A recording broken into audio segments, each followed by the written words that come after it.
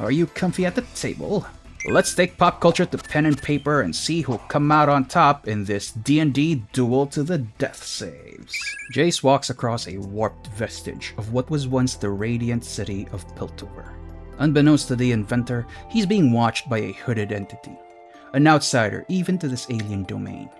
This traveler, if you will, decides to pass the time by testing the Wanderer with their own champion, their most devout follower, the Jester of their chaotic domain.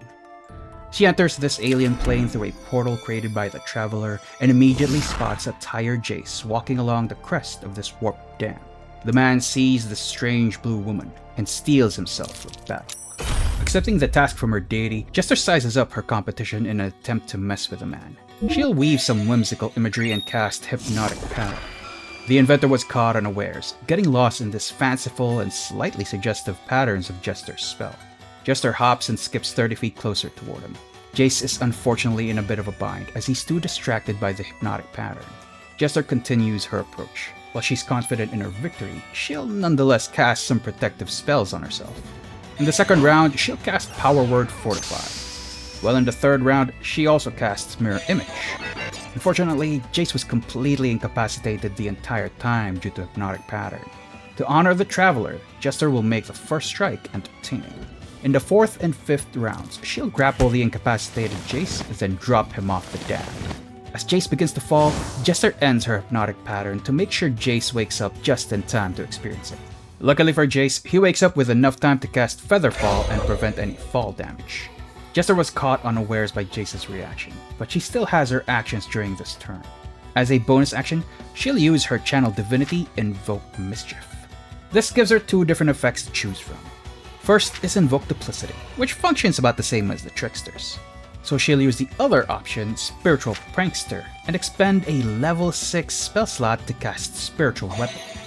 She'll conjure the weapon just as Jayce is falling and have it slam down on him. Jester misses with a 15 against Jayce's AC of 21. This massive AC comes from two different sources. First is the Belt of Oscillating Frequency, which is an innovation that Jayce crafted. An innovation is a magic item that's been crafted using the Technowright features. In this case, the belt has the Aegis Field effect, which grants him an AC of 14 plus his intelligence modifier while he isn't wearing armor. It takes a magic action and 2 charges to activate the effect, and it lasts for 8 hours. But as per the rules, he already activated this ahead of time. The second source of his AC is his Shielding Grasper. This uses a glove as its base item, and it has the Counter Frequency metal, which grants an additional +2 to his AC. Jester is a little frustrated at whiffing on her first attack, so she'll take the dash action to jump down, then catch her spiritual weapon on the way. The spiritual weapon, being a physical object, is made possible thanks to her Invoke Mischief ability. Specifically, the Spiritual Handhold property from level 3 lets her hold the force weapon as though it were physically tangible. She'll then use the rest of her speed to mount the Lollipop, which is thanks to her level 6 ability, Mounted Mischief. And while mounted in this way, she gains a fly speed of 30 feet. Jester ends her turn about 15 feet above the ground. It's Jayce's turn, and he is completely surprised by this manic pixie dream girl's aggression. He'll try to bring her down to his level and take a bonus action to use his Hook Launcher. The Hook Launcher is the second effect of his Shielding Grasper, which lets him expend 1 charge to reel in another creature within 15 feet of him. Jester manages to resist the pulling force of the grappling hook, but that was enough for Jayce. The Hook Launcher would have pulled Jester 15 feet toward Jayce on a failed save, but even on a successful save, she still gets pulled 5 feet. Under normal circumstances, this wouldn't have mattered much, but she's 15 feet in the air and currently mounted on a lollipop, and getting yanked 5 feet was enough to drop her to the ground. Or at least she would have if it weren't for the Traveler's rescue from her level 6 feature. This lets her use a reaction to teleport her spiritual weapon to her hand as she lands safely to the ground. Still, she is right where Jayce wants her to be. Normally, Technowrights wouldn't be able to use them all without special feats, but Jayce is a Forerunner, and this gives him a special item called a Mobius Core, which he can fuse with armor, weapons, or arcane foci. For Jayce, he fused it with his Mercury Hammer, granting him proficiency with the weapon and letting him use his intelligence for its attack and damage rolls. The Mercury Hammer also happens to be an innovation with a high-frequency metal effect. This grants Jayce a +2 to attack and damage rolls made with this weapon. The Technowright will now take the attack action using his Mercury Hammer. Jayce's first attack lands, breaking one of the mirror images. He'll lift the hammer and make a second attack thanks to his level 5 Forerunner feature. But this isn't a typical extra attack. This lets Jayce make one weapon attack and one Mobius attack. The Mobius attack is a special attack that he gains at level 3, which he can make while holding any item fused with his Mobius core. Jester was a bit shaken from Jayce's assault, and she's in a bit of a precarious position. Still, she'll use that massive lollipop and attack Jayce. The Arcane treat cracks against Jayce's invisible armor with a 22 to hit and 27 force damage. Normally, Jester can't attack with a spiritual weapon more than once, but the spiritual slam property of her level 3 invoked Mischief feature lets her do so again as a magic action. This attack also gains the benefits of the Blessed Strikes feature. Jayce took another massive hit, taking 38 force damage from a level 6 spiritual weapon attack and improved Blessed Strikes. Jester feels confident and will risk an opportunity attack to fly out of Jayce's reach. Jayce landed a massive blow as Jester attempted to fly out of harm's way, breaking the trickster's concentration on a spiritual weapon. Jester stumbles to the ground as she falls from her lollipop weapon, failing her dexterity saving throw with a 7. She still has one ace up her sleeve, however. Her level 17 feature Paragon Prankster grants her the final blessing benefit. When her spiritual weapon ends, she can force Jayce to make a wisdom saving throw or become charmed by her until the end of her next turn. Unfortunately for Jester, the Technowright's resilient wisdom won out this time. She took all her movement just to get back on her feet, but couldn't get any distance from the Technowright. Jayce noticed a lack of impact from his previous hit, something Jester's mirror image couldn't blunt. So he'll attempt to dispel this effect and remove another of Jester's defenses by casting Dispel Magic. But instead of casting it using a spell slot, he'll use a charge from his Shielding Grasper and cast it using his Spell-Infused Innovation. This is a level 11 feature that lets Jayce infuse his innovations with a level 1 to 3 Technowright spell.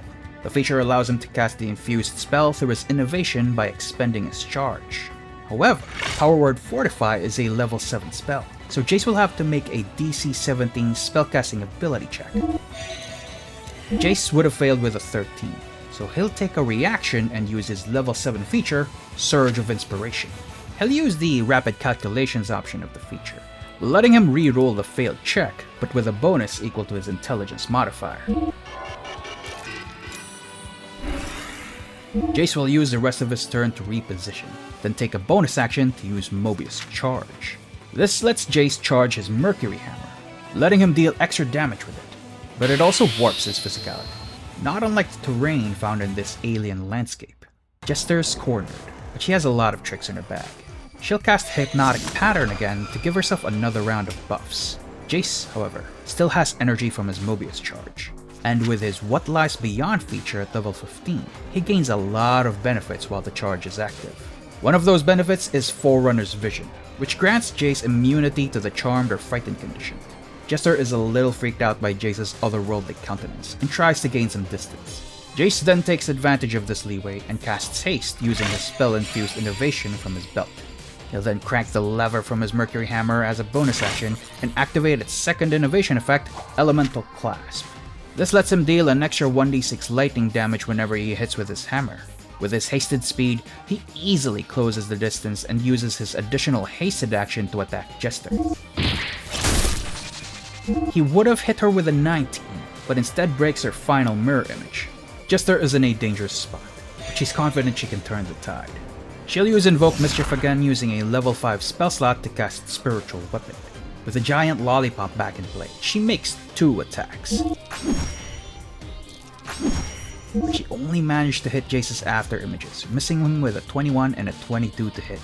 Jayce is now firing on all cylinders. He has his attack action, an extra Mobius attack, and his hasted attack. But he also has Warped Integration. This is another benefit of his level 15 feature, allowing him to attack using his weapon as a bonus action. And each hit deals 1d6 lightning damage from the hammer's elemental clasp and 1 with the warp. This is a benefit he gains while he has Mobius charges active, letting him deal an extra 1d8 force damage.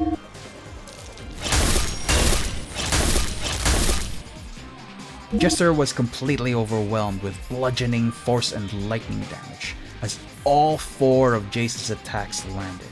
With all the effects active, he dealt a grand total of 100 damage to the Traveler's champion.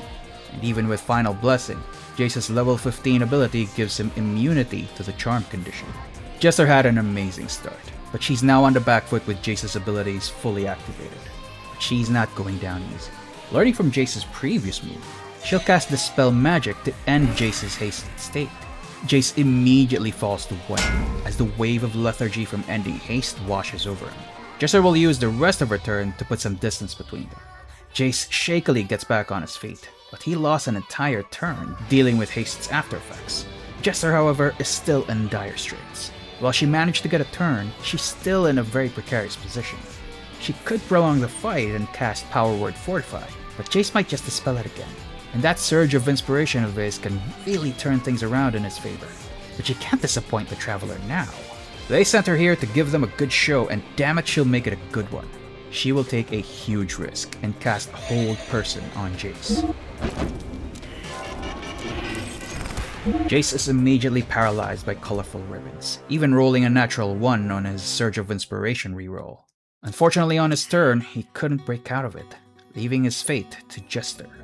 It's her turn once again, and she'll go on full offensive to try and take down Jayce. She'll take advantage of his paralyzed state and use her 9th level spell slot to cast Flame Strike.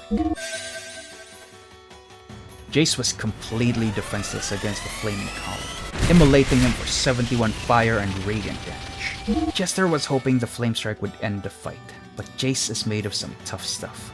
She'll gain a bit more distance in case Jayce breaks free from Hold Person, and head toward the nearby bridge.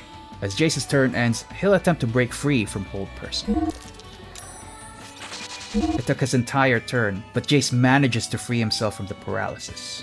The Blue Woman is quite a ways away from him, but if he can manage another round, he might be able to turn things in his favor. Jester knows how dangerous Jayce is in melee, so she'll run further into the bridge to maintain her distance and try to snipe at him from there.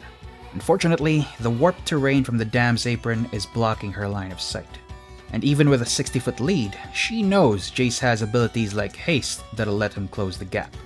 So she'll take a risk and take the ready action by holding Divine Word using an 8th level spell slot, casting it as soon as Jayce gets within the spell's range.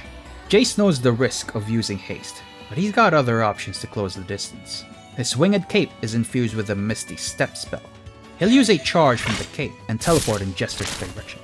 Unfortunately, as soon as he pops out of cover, Jester releases her Divine Word spell. If you're not familiar, this causes various effects like inflicting blinded or stunned if the target is at less than 50 HP if it fails a charisma save. But at 20 HP or less, the target dies immediately. If Jayce fails this, the fight's over. But if he succeeds, he deals enough damage to finish Jester off with 1 clean hit. Jayce will make the charisma saving throw of his life. He failed, but if I were the DM, I'd still let him use his reaction for Surge of Inspiration. Purple wisps surround Jayce as Jester's Divine Word wraps around him like a mummy. The Technowright, at only 20 HP, is lulled into an eternal sleep. KO! The Traveler escorts Jester back to her world, congratulating her for putting on a good show. But the Traveler was nonetheless impressed with Jayce, as they looked inquisitively upon the defeated Technowright. Jayce awakens in a cold sweat, slightly worse for wear. He's unsure if his memories of fighting the Horned Girl were even real, but determining that will have to wait, as he finds himself in another dangerous situation. Jayce put up a good fight, but the swinging nature of shutdown spells like Hold Person ultimately swung in Jester's favor. Hopefully I didn't forget any rules, but do let me know in the comments how you'd have played things out. Admittedly, I was afraid of Jayce winning because I didn't want to piss off the critters. Remember to get your free copy of the Technowright Class and the Mischief Subclass by clicking on the links in the description. And as thanks for making it to the end, you can use the code Jayce100 to get the Forerunner class for free from our Ko-Fi store. But get it fast because it's only valid for a week. If you're into D&D duels like these, you can check out this other one featuring Common Riders build versus double. But before you go, let's welcome MC to give a shout out to our honored Mallards.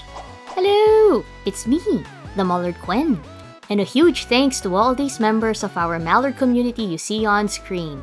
And an extra special thanks to Karma Prime, Cyber Cooler, Elderlight, Tommy Kamen Rider 88, Mr. Phantom, Gamer Gaming, Bryant LW, Coinop 1989, KV, Piku, and the one who made this video possible, Cosplay Battle. V put a lot of effort in to showcase this battle, so we hope you enjoyed it enough to leave a like. He'll also be back to Kamen Rider content soon, so consider subscribing to stay updated. Until next time, V and I hope you have a great day ahead.